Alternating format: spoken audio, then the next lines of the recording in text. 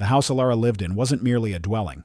It was a sprawling, echoing mausoleum of forgotten joys and whispered fears. Every sunrise brought with it a fresh layer of suffocating silence.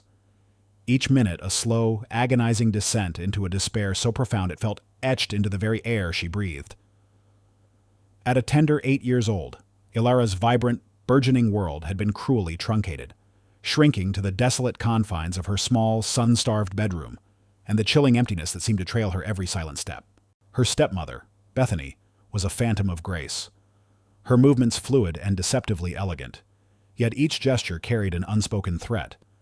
Her smile, a thin, brittle line painted across her lips, never quite reached the cold, calculating depths of her eyes.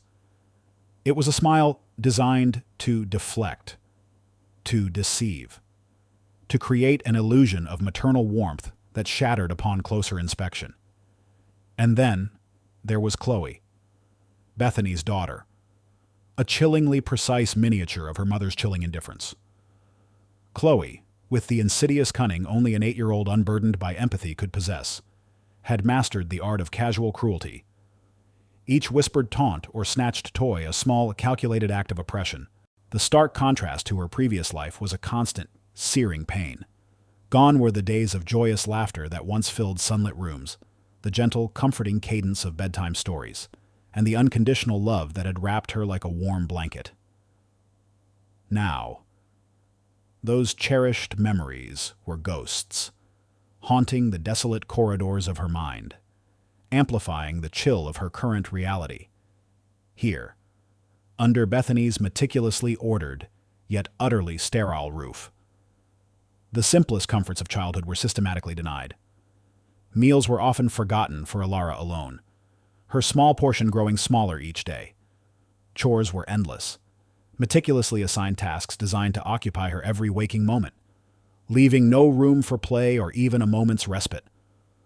Comforting words were not just unheard, they were an alien concept.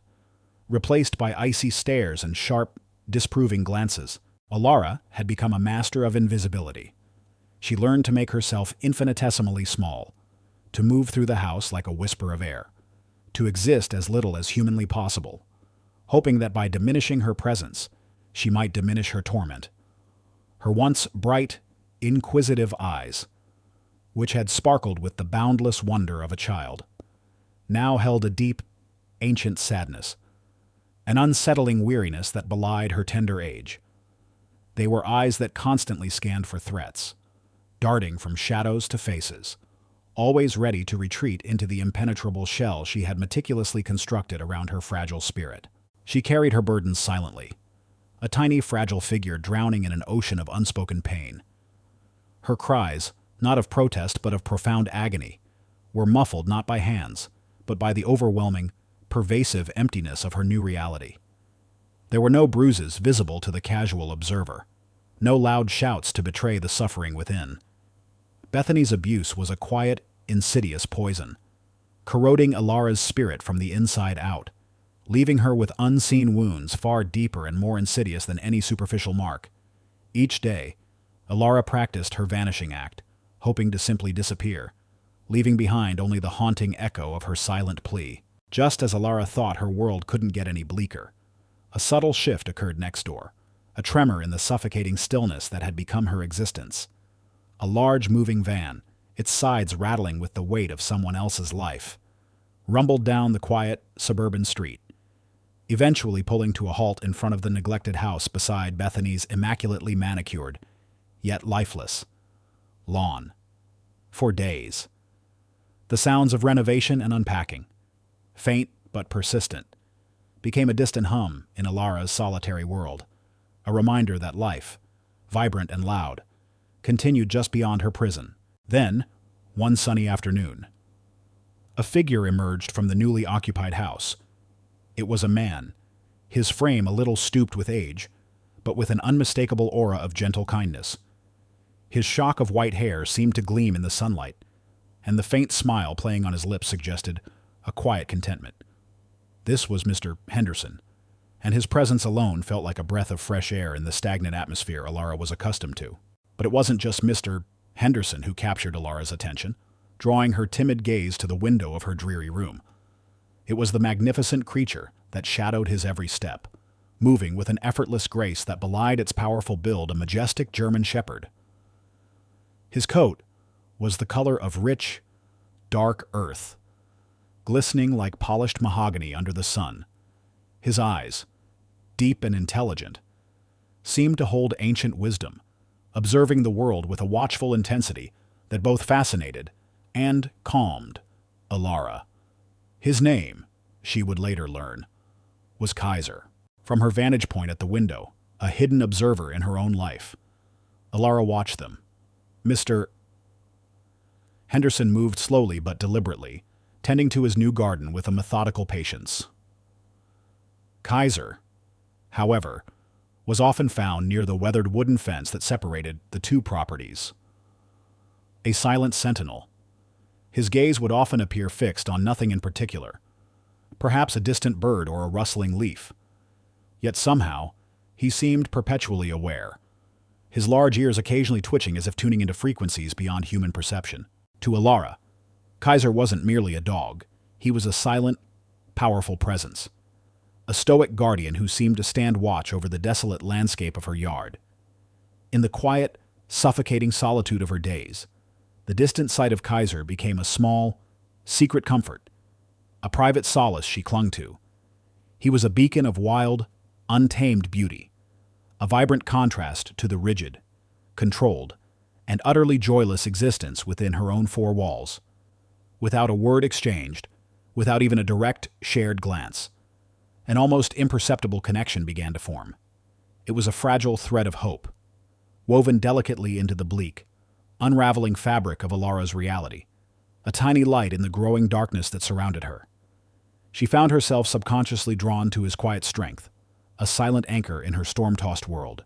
The initial, almost imperceptible shifts in Bethany's behavior towards Alara soon solidified into a chilling, calculated pattern. What began as subtle neglect escalated, though always carefully hidden from the prying eyes of the outside world. Bethany's cruelty wasn't overt, loud, or physically violent in a way that left obvious marks.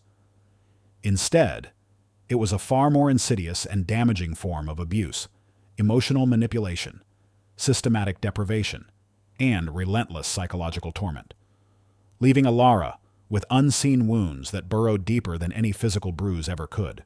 Mornings often began with Alara being forgotten for breakfast, the aroma of toast and coffee wafting from the kitchen a cruel reminder of her hunger, while Chloe ate heartily at the table. If Alara dared to ask, Bethany would sigh dramatically, feigning exasperation, making Alara feel like an unbearable burden. "Honestly, Alara, you're always so demanding," she'd murmur, her voice dripping with false sweetness. "Can't you just wait until lunchtime?" Lunchtime, of course, often never came. Her school uniform, meticulously prepared by her late mother, now hung limp and sometimes unwashed in her closet. Bethany would feign surprise. "Oh dear, did I forget to do your laundry again? You really must learn to be more independent. Alara, Chloe manages just fine." These words, laced with an implied comparison and a subtle blame, chipped away at Alara's self-worth, making her believe she was inherently flawed, undeserving of care. The psychological torment was perhaps the most brutal. Bethany delighted in twisting Alara's words, ridiculing her drawings, or dismissing her small triumphs with a dismissive wave of her hand. "That's nice, darling, but Chloe's painting is truly remarkable. Isn't it?" she'd say, holding up Chloe's crude artwork with exaggerated praise, while Alara's carefully rendered drawing would be tossed aside. The constant invalidation created an invisible cage around Alara's spirit, stifling her voice and dimming her light. She learned to avoid speaking, to avoid creating, to avoid existing too brightly, lest she incur Bethany's silent wrath. Alara's desperation grew, a quiet, aching hollowness in her chest. Her silent cries for help became more palpable, manifesting not in tears or shouts, but in her withdrawn demeanor, her perpetually downcast eyes, and her unnerving quietness. She became adept at concealing her pain from the world, a master of masking her true feelings behind a vacant stare. When asked by teachers if everything was all right, her "yes, thank you" was always delivered with a polite, almost robotic precision, her eyes betraying none of the turmoil within. She had learned, through harsh lessons, that showing any weakness, any hint of unhappiness, only invited more subtle punishment from Bethany. So, Alara continued to suffer in silence, her small heart aching for a kindness that never came, her unseen bruises multiplying with each passing day. As the days bled into weeks, a profound shift began to occur in Kaiser, a subtle but persistent change in his demeanor that caught Mr. Henderson's seasoned eye. The magnificent German shepherd, usually content with his sun-drenched naps in the garden or his focused training exercises, started to exhibit unusual behavior. He would often position himself near the sturdy wooden fence that served as the silent, unofficial boundary between his tranquil yard and the perpetually quiet, almost unnervingly, still, property next door. There. He would sit, sometimes for hours, his large, intelligent eyes fixed intently on Alara's window, or perhaps on the shadowy, seldom-used corners of her backyard. It was as if he was watching for something, listening for a sound that only he could perceive. Mr. Henderson, a man who had spent decades working with canine units, honing his ability to read the subtle cues of canines, found himself increasingly perplexed. Kaiser wasn't merely curious. His vigilance carried an undeniable undertone of concern. He would often let out soft, almost mournful whines, his ears swiveling towards the neighboring house, his powerful body tensing as if straining to detect an unseen disturbance. He'd pace along the fence line, his tail held low, a stark contrast to his usual confident carriage. Mr. Henderson initially dismissed it, attributing it to the novelty of a new home, or perhaps a stray cat he hadn't yet spotted. But the behavior persisted, growing in intensity and focus, always directed at Alara's house. One afternoon, while Mr. Henderson was pruning his rose bushes, he noticed Kaiser sitting rigidly by the fence, his head tilted, a low, rumbling growl barely audible in his chest. His gaze was locked on Alara's bedroom window, where a faint shadow, undoubtedly Alara's, had just flitted past. A few moments later, a sharp, angry voice Bethany's sliced through the afternoon quiet, muffled but undeniably harsh. Alara's shadow froze, then seemed to shrink away.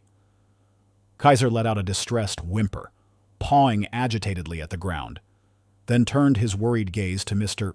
Henderson, as if pleading for understanding. A chill ran down Mr. Henderson's spine. He had seen that look before in his working dogs, that specific blend of alarm and protective instinct. He knew Kaiser was reacting to more than just a passing sound. The dog's unwavering focus, combined with the unsettling silence that usually emanated from the neighboring house, contrasted starkly with the sudden sharp outburst he had just overheard. A knot of unease began to form in Mr. Henderson's stomach. He tried to brush it off, to tell himself it was merely a child being disciplined. But Kaiser's persistent agitation would not allow it. The magnificent German shepherd had, in his own silent way, become a sentinel, his intuition reaching beyond the physical barrier of the fence, sensing the palpable despair that permeated Alara's life. He was a silent witness, and his nascent awareness was rapidly evolving into a profound, undeniable concern for the quiet, light, lonely little girl next door. Kaiser's behavior escalated beyond mere observation. It became an undeniable, visceral reaction. His highly attuned senses, far more sophisticated than any humans, began to pick up on the subtle, almost imperceptible cues emanating from Alara's house. The faint, lingering scent of cortisol, the stress hormone, that clung to Alara after a particularly harrowing encounter, the barely audible tremor in the floorboards when Bethany slammed a door in anger, or the minute shift in air pressure caused by sudden, agitated movements. He was smelling Alara's sorrow, sensing her fear, feeling the tension that permeated the very atmosphere of her existence. He started to exhibit distress whenever Alara was being subjected to Bethany's silent cruelties, even when the abuse was purely emotional or psychological. If Bethany's voice rose in a sharp, clipped tone, even if the words themselves weren't discernible. Kaiser would whine, a low, mournful sound deep in his chest. He would pace restlessly by the fence, his nose constantly twitching, as if trying to locate the source of distress. If Alara was sent to her room without dinner, her quiet, empty stomach, pangs sending subtle signals, Kaiser would scratch at Mr. Henderson's door, his usually calm demeanor replaced by an insistent urgency. Mr. Henderson, initially trying to rationalize Kaiser's increasing agitation, found it harder and harder to ignore. He was a man of logic and reason, but Kaiser's reactions were too consistent, too specific.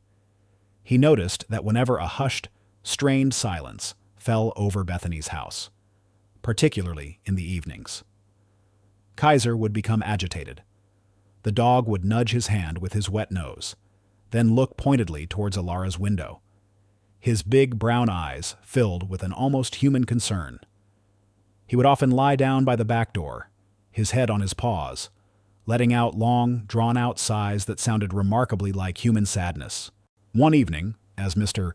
Henderson was reading in his living room, a sudden, sharp rap echoed from Alara's house, the distinct sound of a child's head being gently, but firmly, pushed against a wall, followed by an immediate, terrifying silence. Kaiser, who had been dozing at his feet, sprang up instantly. He let out a series of short, sharp barks, unlike his usual calm demeanor, then began pawing frantically at the back door. His barks were not aggressive. They were cries of alarm, desperate pleas for intervention.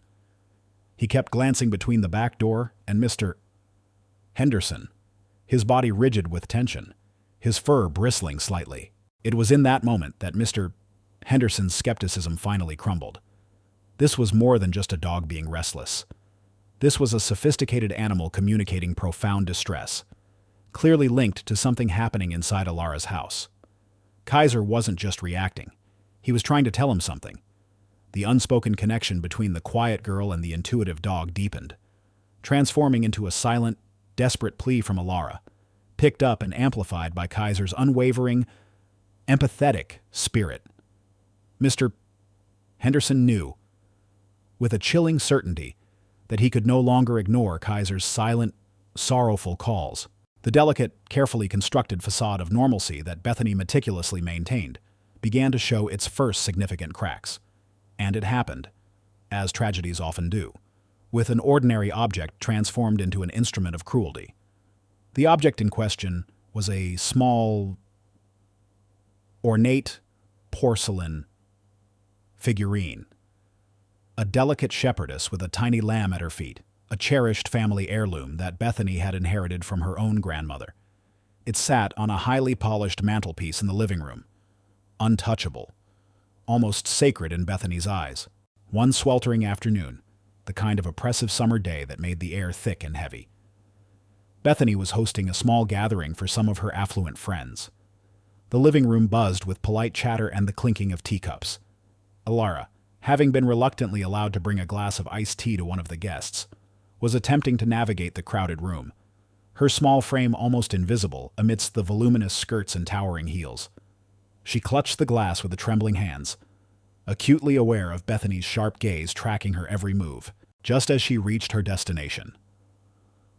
Chloe, giggling with a friend, suddenly darted out from behind a large armchair, playing a childish game of tag. Chloe's flailing arm, whether accidentally or with a flicker of malicious intent, struck Alara's elbow. The iced tea glass slipped from Alara's grasp, shattering on the polished wooden floor with a startling crash. Shards of glass scattered, and a dark, cold puddle spread across the gleaming surface. But it wasn't just the glass that fell. In her frantic attempt to steady herself, Alara instinctively reached out, her small hand brushing against the edge of the mantelpiece. The porcelain shepherdess, so fragile and seemingly untouchable, wobbled precariously, then toppled. It hit the marble hearth with a sickening crunch, breaking into irreparable pieces. A sudden stunned silence descended upon the room, replacing the gentle hum of conversation. All eyes, including Bethany's, turned to Alara for a long, terrifying moment. The only sound was Alara's ragged, barely audible gasp. Then, Bethany's voice, initially a low, dangerous growl, escalated into a furious, public outburst that shattered the calm of the afternoon. "Alara, what have you done?" Her voice, usually so controlled, was laced with an unbridled fury that distorted her features.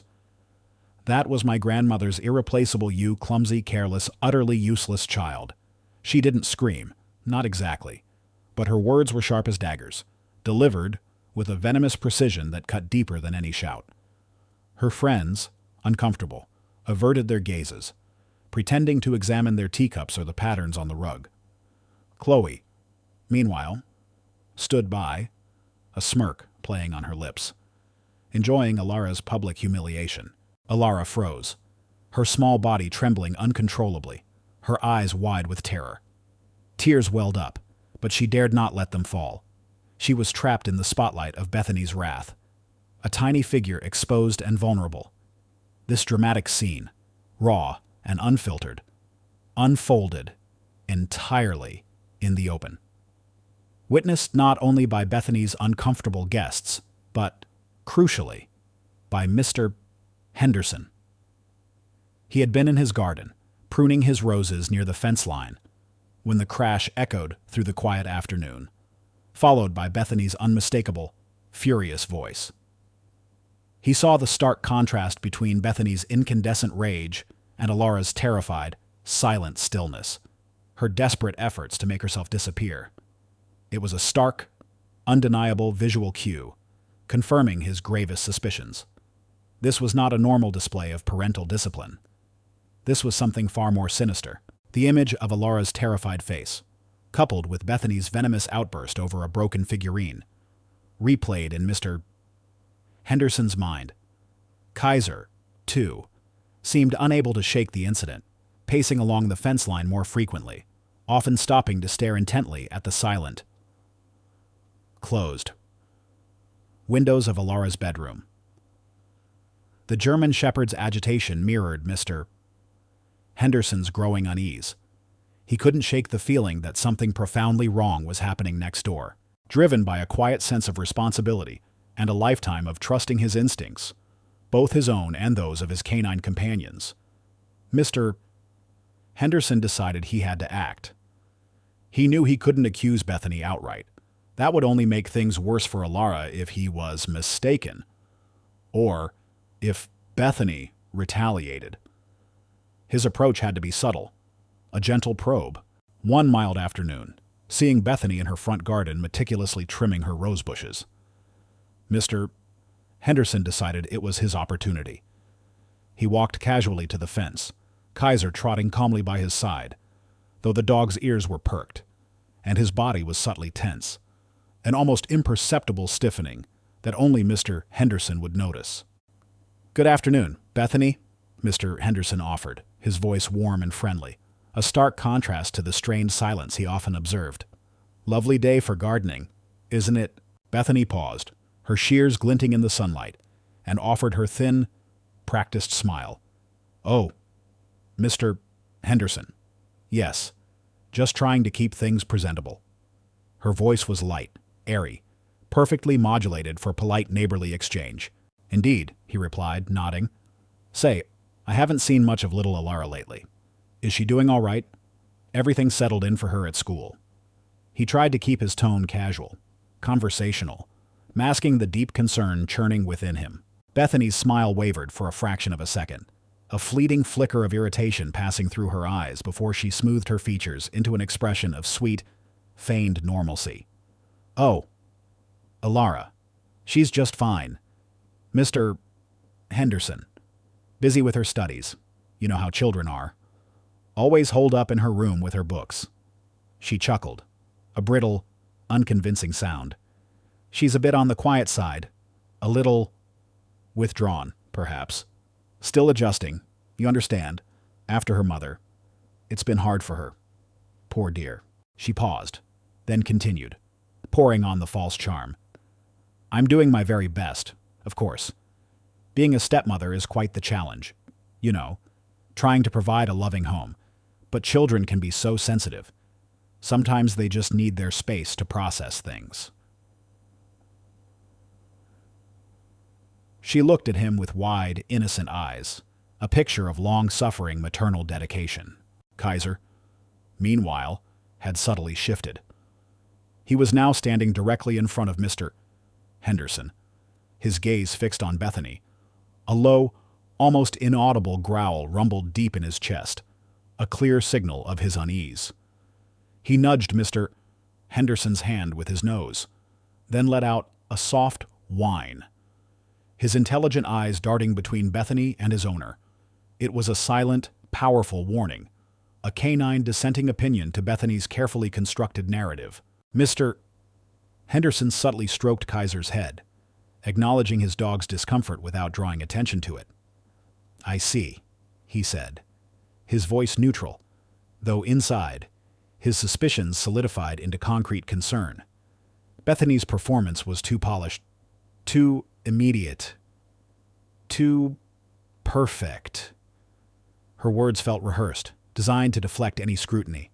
Her quick, practiced lies, combined with Kaiser's undeniable agitation during the entire exchange, only served to fuel Mr. Henderson's unease. He thanked her, a polite but firm closure to the conversation, and retreated, his mind racing. He now knew, with stark certainty, that something was indeed very wrong in Ilara's house, and Bethany was desperate to hide it. The porcelain shepherdess incident had shattered more than just a figurine. It had irrevocably fractured the fragile semblance of peace Ilara had desperately tried to maintain. The public humiliation, Bethany's icy fury, and Chloe's triumphant smirk had been the final, unbearable weight on Ilara's small shoulders. That night, the silence in her room wasn't just empty. It vibrated with a terrifying despair. She lay in her narrow bed, staring at the shadows dancing on the ceiling, the whispers of her stepmother's cruel words echoing in her mind. There was no solace, no escape within those walls. The unseen bruises on her spirit throbbed with a pain that felt too big for her small body, a desperate, primal urge for freedom, a need to simply breathe air that wasn't tainted by fear, began to consume her. She couldn't stay, not another minute. The thought bloomed in her mind, irrational and terrifying, yet undeniably compelling. She had to run away. Anywhere but here. She waited until the house was swallowed by the deep quiet of the late night. The only sounds the distant hum of the refrigerator and the gentle creak of the old house settling. Her heart hammered against her ribs, a frantic bird trying to escape its cage. Each breath hitched in her throat, a tiny gasp of terror and resolve. With painstaking slowness, she crept out of bed, her bare feet silent on the cold floorboards. She didn't pack a bag. There was nothing of value she owned. Nothing she dared risk taking that would betray her absence. Her most cherished possession was tucked safely within her mind, the fading memory of her mother's laugh. She fumbled with the latch on her bedroom window, a rusty contraption that groaned in protest, making her flinch, convinced Bethany would hear. But the house remained silent. With a quiet push, the window slid open, letting in a whisper of cool night air and the scent of damp earth. The darkness outside was absolute, a thick, inky cloak that seemed to swallow the familiar outlines of the backyard. She squeezed through the narrow opening, landing softly on the dewy grass below. Her small, thin nightgown offered no protection against the chill. She crept across the lawn, making for the back gate, her eyes straining to see in the moonless night. The gate creaked ominously as she unlatched it, sending another wave of panic through her. She pushed it open just enough to slip through, then pulled it shut behind her, plunging herself into the unfamiliar darkness of the alleyway. Once on the silent, deserted street, a wave of profound isolation washed over her. The comforting glow of streetlights seemed distant, swallowed by the vast expanse of the night. Every shadow seemed to twist into a menacing shape. Every rustle of leaves sounded like approaching footsteps. She didn't know where she was going, only that she had to keep moving. Away from the house, away from the suffocating presence of Bethany. She walked aimlessly, her small legs aching, her mind a swirl of fear and a fragile, desperate hope. The further she walked, the more disoriented she became. The familiar landmarks of her neighborhood blurred into indistinct shapes. Fear, a cold knot in her stomach, began to overshadow her initial desperate resolve. She was small, alone, and utterly lost in a world that suddenly felt vast and hostile. Tears, hot and silent, finally streamed down her face, blurring the few visible stars above. She stumbled, falling to her knees in a patch of thorny bushes in an overgrown, forgotten lot. The sharp prick of thorns against her skin was a fleeting pain compared to the crushing weight of her despair. Cold, exhausted, and utterly terrified, Alara curled into a tight ball, burying her face in her knees. She had escaped. But to what? The overwhelming darkness seemed to press in on her, and for the first time, a profound, chilling thought took root. There was truly nowhere left to go. Her silent cries now truly had no one to hear them. The night was a vast, terrifying expanse of darkness for Alara. Curled into a tight, shivering ball amidst the thorny bushes, she wished for nothing more than to simply disappear. Her silent sobs racked her small body, but no sound escaped her lips. The cold seeped into her bones, and the overwhelming despair pressed down on her, heavier than any physical weight. She was truly alone, utterly lost, and the world felt infinitely cruel. Meanwhile, back at Mr. Henderson's house, Kaiser was frantic. He had been agitated ever since the loud argument earlier in the day, but now, as the hours of silence stretched into the dead of night, his distress reached a fever pitch. He paced the living room, sniffing at the closed curtains, then scratching relentlessly at the back door. He let out a series of short, sharp barks, insistent and urgent, unlike any Mr. Henderson had ever heard from him. Mr. Henderson, roused from a light sleep by Kaiser's unusual commotion, shuffled out of bed. "What is it, boy?" he murmured, thinking perhaps the dog needed to go out. But as he opened the back door, Kaiser didn't head for the yard. Instead, he bolted directly to the fence separating their properties, his barks growing louder, more desperate, aimed squarely at Alara's house. Mr. Henderson followed, concern knotting in his stomach. He saw Alara's bedroom window wide open, a gaping, dark maw in the side of the house. His heart lurched. She was gone. "Alara," he called out, his voice laced with sudden panic. There was no answer, only the chilling emptiness of the night. He immediately knew. Kaiser had been trying to tell him all along. The dog's earlier agitation, his focused gazes at her window, his mournful whines. It all clicked into place. Alara wasn't just withdrawn, she was in trouble. And now she was missing. Mr. Henderson, despite his age, moved with surprising speed. He grabbed a flashlight and sprinted into the dark streets, Kaiser pounding beside him, leading the way. The dog was a blur of motion, his nose to the ground, pulling Mr. Henderson forward with an almost supernatural sense of direction.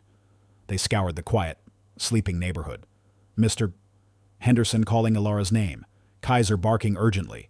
After what felt like an eternity, Kaiser suddenly veered off the paved road, scrambling into an overgrown, abandoned lot a few blocks away.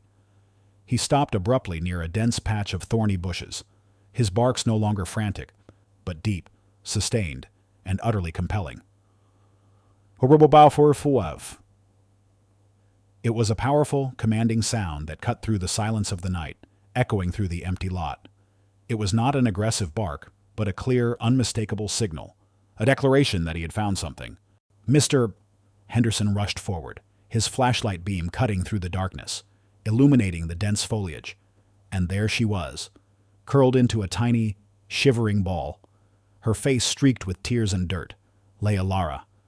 She was barely visible amidst the shadows and thorns, completely silent, her small body trembling uncontrollably. Her eyes, wide with shock and fear, flickered open as the light found her. She was utterly exhausted, on the verge of collapse. Kaiser, seeing her, immediately quieted, nudging her gently with his nose, a soft whine escaping him. He licked her cheek, a warm, comforting gesture. This was the shocking moment, the powerful intervention of an animal's unwavering loyalty. Ilara's silent cry had finally been heard, not by human ears, but by the keen senses of a steadfast German shepherd. Kaiser's urgent, resonant bark had shattered the suffocating silence of Ilara's suffering and led her rescuer directly to her. Just in time. The beam of Mr. Henderson's flashlight cut through the oppressive darkness, revealing Ilara's small, crumpled form.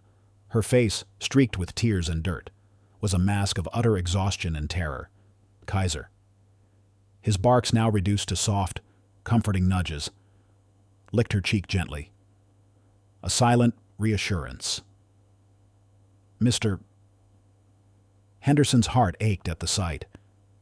He knelt beside her, his voice low and steady, a calming presence in the chaos of her fear. "Ilara, are you all right?" he asked, his tone radiating genuine concern, a warmth she hadn't felt in what felt like an eternity. He reached out a hesitant hand, then gently helped her sit up. Her small body was trembling uncontrollably, her teeth chattering, not just from the cold night air but from the lingering shock and fear. Ilara could only manage a tiny nod, her voice lost somewhere in the depths of her terror. She clutched her arms around herself, trying to make herself smaller, to disappear. But Kaiser's warm body pressed against her, a living, breathing anchor in her storm. He continued to nudge her hand, his soft fur a tangible comfort. "You're safe now, Ilara," Mr. Henderson assured her, his voice soft but firm, leaving no room for doubt. "Kaiser found you. Let's get you somewhere warm." He helped her to her feet, supporting her frail frame. Ilara leaned into his touch, too weak to resist, too desperate for the offered solace. The walk back to Mr. Henderson's house was a blur. Ilara, shivering and on the verge of collapse, found herself half carried, half guided by the kind old man. Kaiser trotted faithfully by her side, occasionally nudging her leg, a silent guardian accompanying her through the darkness. The short distance felt like miles, each step a testament to her exhausted spirit. When they finally arrived at Mr. Henderson's home, the contrast was profound. Her own house, just a few yards away, loomed dark and silent, a symbol of her cold, terrifying prison. Mr. Henderson's house, however, glowed with a soft, inviting light from within. The warmth that enveloped her as she stepped inside was immediate and overwhelming, a stark relief from the biting night air and the pervasive chill of her past. Mr. Henderson led her gently to a soft armchair by a crackling fireplace. The scent of wood smoke mingled with a faint, pleasant aroma of old books and something comforting, like warm vanilla. He carefully wrapped a soft, thick blanket around her shivering shoulders.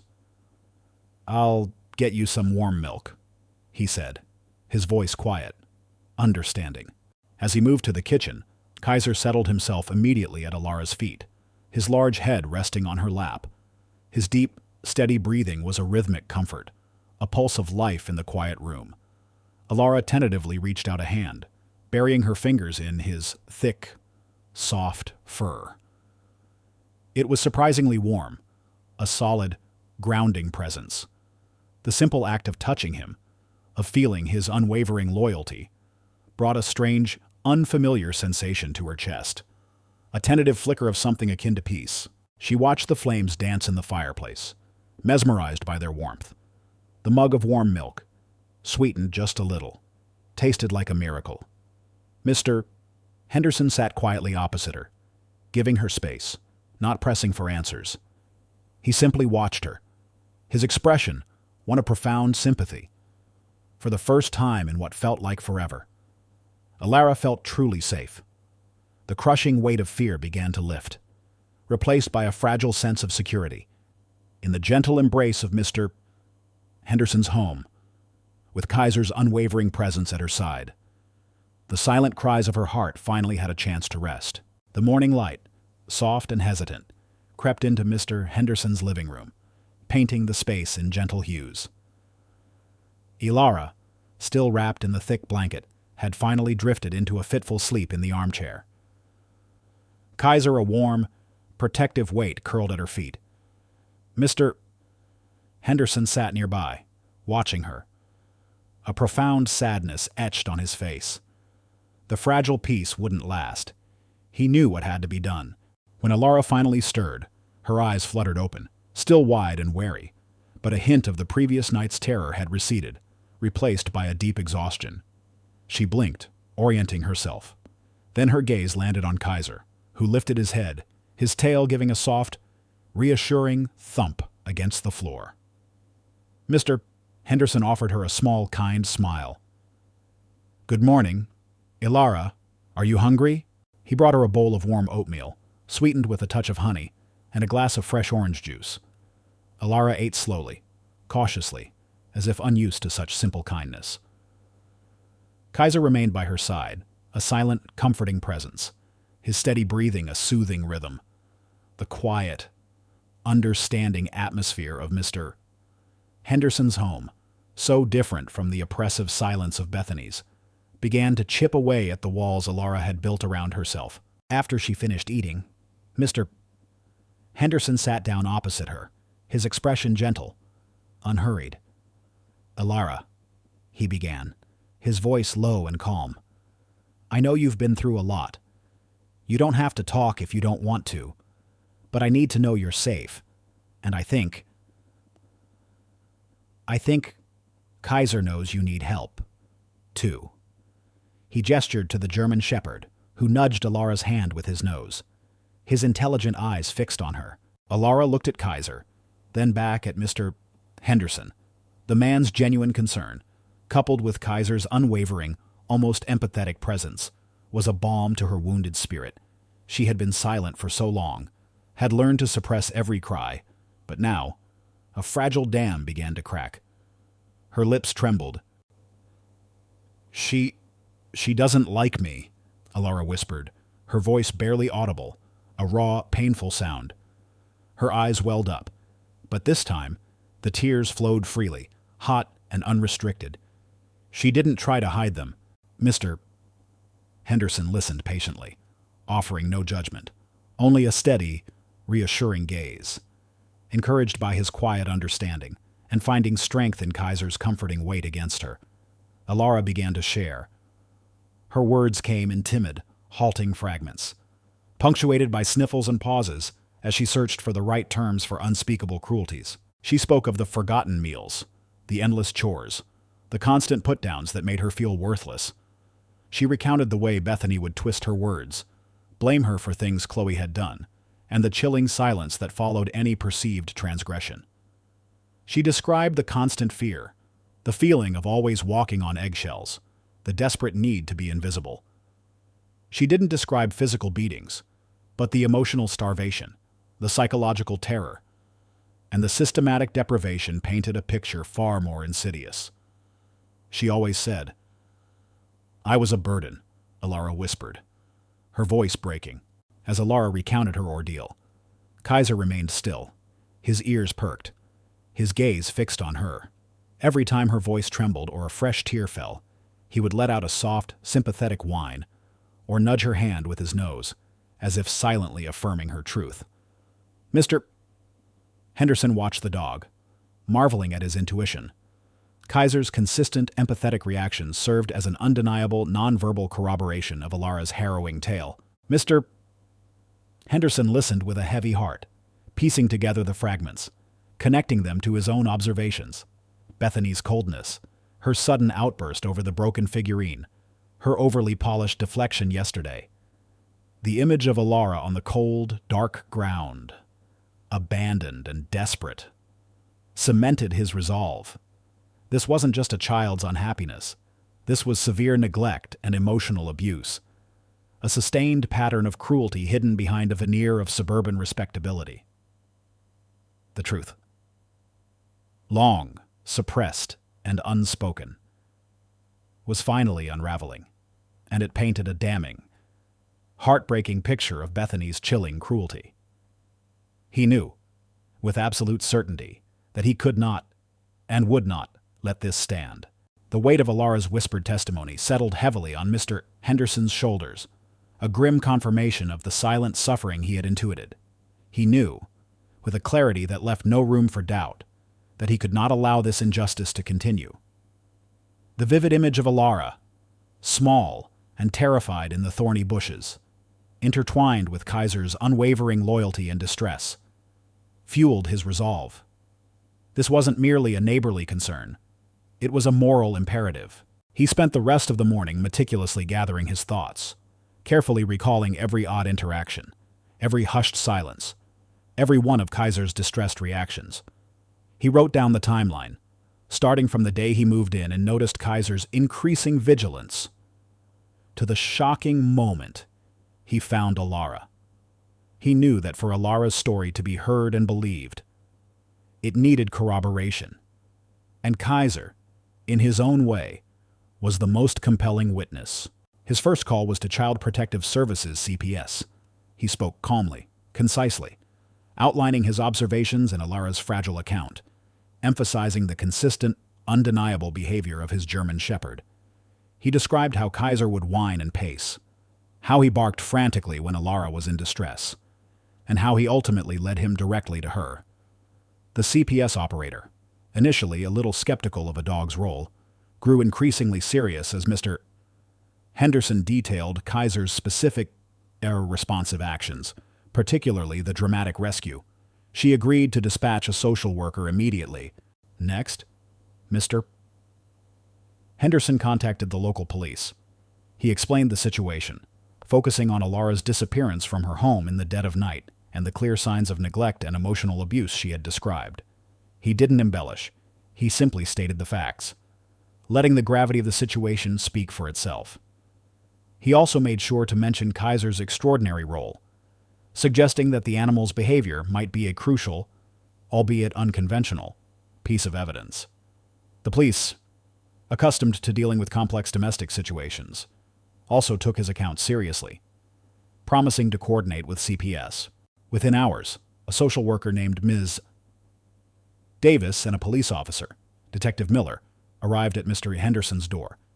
Alara, still fragile but visibly calmer than the night before, was offered a quiet space to recount her story again, this time to professionals trained to listen for the subtle nuances of child abuse. Ms. Davis, kind and patient, used gentle questions to draw out more details. Alara, emboldened by Mr. Henderson's protective presence and Kaiser's reassuring head resting on her knee, managed to articulate more of Bethany's coldness, the constant deprivation, and the psychological games that had tormented her. Detective Miller, observing Alara's demeanor, took extensive notes. He also paid close attention to Kaiser. Mr. Henderson then explained Kaiser's role in detail, even demonstrating how Kaiser would react to certain sounds or mentions of bad behavior from Alara's recounting. He showed them how Kaiser would growl softly or whine when he mentioned Bethany's name in a harsh tone, or how the dog would become agitated when Mr. Henderson mimicked the sound of a door slamming in the adjacent house. The officers, initially guarded, were visibly impressed by Kaiser's intelligent, empathetic responses. Detective Miller, in particular, recognized the unique nature of this canine witness. An expert in animal behavior was called in to assess Kaiser, and their report further corroborated Mr. Henderson's claims, confirming the dog's high intelligence and its clear distress-related reactions to the neighboring house. The consistent behavior of Kaiser, combined with Alara's testimony and Mr. Henderson's observations, provided a compelling, undeniable body of evidence. Justice, long dormant, was finally beginning to awaken. The morning after Alara was found, the facade of Bethany's perfect suburban life began to crumble with a speed that startled even her. The arrival of the Child Protective Services social worker, Ms. Davis, and the stoic, unyielding presence of Detective Miller on her doorstep shattered her carefully constructed illusion of normalcy. Bethany, ever the actress, initially met them with a practiced smile and an air of bewildered innocence. "Good morning, officers, Ms. Davis," she chirped, feigning surprise. "Is everything all right? Did something happen to Alara? I woke up and found her gone. I was just about to call the police." Her voice was a masterpiece of feigned concern, designed to preempt any accusations. But Ms. Davis and Detective Miller were seasoned professionals. They cut through her performance with polite but firm questions, informing her that Alara was safe and sound with Mr. Henderson, and that they were investigating reports of abuse and neglect. Bethany's face, for the first time, lost its practiced composure. A flicker of raw panic crossed her features, quickly replaced by indignation. Abuse, neglect. That's preposterous, Bethany scoffed, her voice rising in pitch. I am a loving stepmother. Alara is a difficult child, troubled since her mother passed. She's manipulative, always making up stories for attention. And that old man next door, he's just...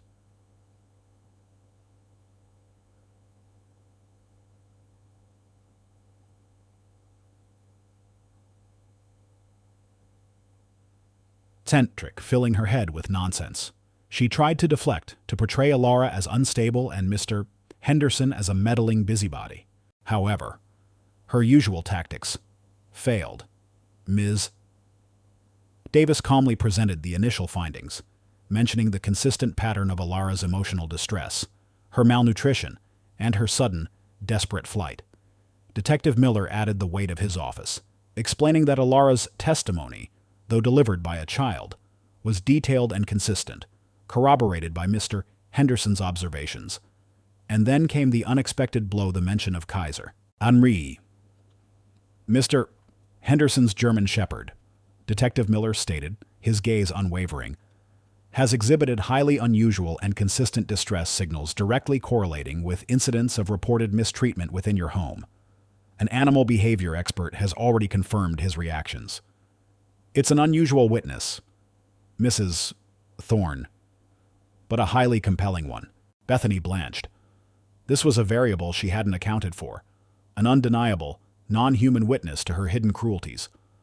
The calm certainty in their voices, the lack of wavering in their eyes, told her they weren't buying her act. As the investigation intensified, the carefully built walls around Bethany's secrets began to crumble rapidly.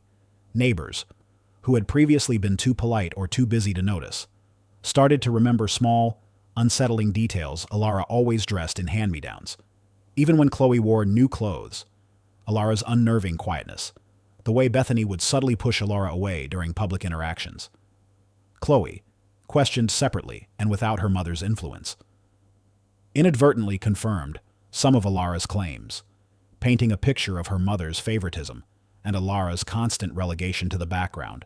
Evidence of her financial exploitation of Alara's inheritance from her mother, a trust fund meant for Alara's care, also surfaced. Bethany had been systematically siphoning off funds, leaving Alara in squalor while maintaining a lavish lifestyle for herself and Chloe. This discovery provided a clear motive for her abuse, to control Alara and her assets. Faced with overwhelming evidence, including medical assessments confirming Alara's psychological distress and physical neglect, Bethany's desperate attempts to deflect and lie completely collapsed. The legal proceedings were swift and unforgiving. Bethany Thorne was charged with child neglect, emotional abuse, and misappropriation of funds. Her carefully constructed life imploded, exposed for the cruel facade it truly was. The public humiliation she had so gleefully inflicted on Alara now became her own bitter reality. As the community watched her downfall, justice, long overdue, was finally being served. The aftermath of Bethany's downfall was like a powerful storm clearing, leaving behind both devastation and the promise of a new dawn. For Alara, it was the first breath of truly clean air she had taken in years. With Bethany incarcerated and facing the full weight of the law, Alara was immediately taken into the protective custody of Child Protective Services. The decision was made to place her in a foster home, not just any foster home, but one meticulously chosen for its warmth, stability, and quiet understanding. Her new guardians were Sarah and David Miller, no relation to Detective Miller, a kind, middle-aged couple with 2 grown children and a house filled with sunlight and genuine affection. Their home wasn't grand, but it was permeated with the scent of fresh baking and the soft hum of quiet conversation, a stark contrast to the sterile, silent fear of Bethany's house. They didn't smother Alara with questions or overly effusive displays of affection. Instead, they offered a gentle, consistent presence, patiently creating a safe space where she could slowly, tentatively, begin to heal. Alara's first few weeks were marked by a profound quietness. She still moved with the cautiousness of someone expecting a sudden blow, her eyes darting nervously at loud noises. But Sarah and David were patient. They ensured she had nourishing meals, clean clothes, and her own sunlit room filled with books and art supplies. They taught her that her voice mattered, that her feelings were valid, and that tears were allowed. Slowly, gradually, the tightly coiled spring of fear within her began to unwind. Crucially, her bond with Kaiser remained unbroken, a lifeline to the kindness that had pulled her from the abyss. Mr. Henderson, with Sarah and David's full support, made arrangements for regular visits. Every Saturday morning, Alara would walk the short distance to Mr. Henderson's house, her steps growing lighter with each passing week. Kaiser would greet her at the fence, his tail wagging furiously, a low rumble of pure joy emanating from his chest. Their interactions were a form of therapy for Alara. She would spend hours with Kaiser in the backyard, throwing a ball, brushing his thick fur, or simply sitting beside him, leaning against his warm, solid body. With Kaiser, she didn't need to pretend. She could be herself.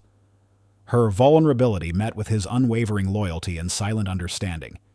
He was the unwavering constant in her tumultuous life, a tangible reminder that kindness and courage existed. These visits were therapeutic not just for Alara, but for Kaiser too, whose protective instincts had found a fulfilling purpose. As months turned into a year, Alara blossomed. Her quietness began to give way to hesitant smiles, then soft laughter. She started making friends at school, her grades improved, and she discovered a love for painting, expressing the unspoken emotions she was slowly learning to process. The unseen bruises on her spirit began to fade, replaced by a quiet resilience. She was no longer just the abused girl, she was Alara, a survivor, a burgeoning artist, a child rediscovering the joy of simply being. Her journey towards recovery was long, but she was now on a clear path, surrounded by a newfound family who loved her, and forever connected to the loyal German shepherd who had heard her silent cry and initiated her miraculous salvation. Years later, the little girl who once hid in the shadows was unrecognizable. Alara, now a vibrant, articulate young woman of 22, stood on a brightly lit stage, her voice clear and strong, captivating an audience of hundreds. Her once downcast eyes now sparkled with a profound inner light, a testament to her resilience. She was a passionate advocate for child welfare, dedicating her life to ensuring no child endured the silent suffering she had known. Her story, woven with threads of trauma and triumph, had become a beacon of hope for countless others. She often shared her journey, always making sure to emphasize the pivotal, extraordinary role Kaiser had played. "My silent cry was heard," she would tell audiences, "not by human ears at first, but by the most loyal heart I've ever known." She spoke of his vigilance, his desperate barks, and his unwavering presence, painting a vivid picture of the German shepherd who refused to let her disappear. Her talks were not just about abuse, but about the profound power of compassion, the unexpected places kindness can come from, and the fierce, protective love that can change a destiny. Kaiser, now an elder statesman of 11, remained a beloved fixture in Mr. Henderson's life, his once rich coat now flecked with distinguished silver around his muzzle. He moved a little slower, his steps a bit more measured, but his eyes still held that same ancient wisdom and deep loyalty. He was still the first to greet Alara with a joyous thump of his tail whenever she visited Mr. Henderson, which she did almost every week. Their bond, forged in the crucible of fear and rescue, remained as strong and pure as the day he found her in the thorny bushes. He would rest his head on her lap as she talked, a gentle rumbling purr emanating from his chest, a contented affirmation of the life he had helped save. Mr. Henderson, though frailer, watched Alara with immense pride. He saw not just the remarkable young woman she had become, but also the living legacy of Kaiser's intuition and his own decision to listen to a dog's silent plea. Their small, quiet act of intervention had ripple effects, transforming Alara's life and inspiring countless others through her advocacy. Alara's past was a part of her, a scar that had healed into a story of strength, not a wound that festered. Bethany Thorne remained where she belonged, stripped of her power and her pretense. Chloe, years later, had reached out to Alara, seeking reconciliation, acknowledging the truth of their shared, fractured past. Alara, having found her own peace, was able to offer a quiet forgiveness, though the bond was forever broken. The story of Alara and Kaiser became a quiet legend in their community, a powerful reminder that sometimes the most profound acts of heroism come not from grand gestures, but from listening to the most unexpected voices. And that true justice isn't always swift, but it is always worth fighting for. The loyal German Shepherd, once just a neighbor's dog, had become a symbol of unwavering loyalty and the quiet, undeniable strength that can save a life and ignite a future.